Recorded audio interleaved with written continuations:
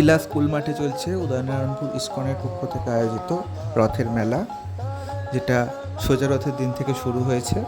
ওই দিন ভবানীপুর থেকে রথ টান হয়েছে খিলা পর্যন্ত, এবং উল্টো রথের দিন খিলা থেকে উদয়নারায়ণপুর বাসস্ট্যান্ড পর্যন্ত রথ টান হয়ে এই মেলা শেষ হবে।